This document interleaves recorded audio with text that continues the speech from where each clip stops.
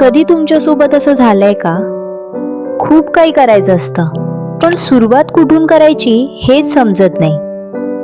मी रोज विचार करायचे, corporate life, sari business, Maugham life की डेली व्लॉग्स. रोज नवीन आयडिया यायचा, पण एकही व्हिडिओ अपलोड होत नव्हता, कारण मी ओव्हर थिंकिंगमध्येच अडकले होते. सकाळी मी कॉर्पोरेट एम्प्लॉई असते आणि ऑफिस संपलं की माझा दिवस संपत नाही.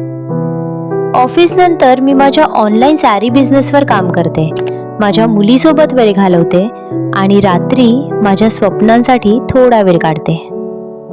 मग मला एक गोष्ट समजली, मला एकच निश शोधायची गरज नाही, कारण माझं खरं आयुष्यच माझा कॉन्टेंट आहे.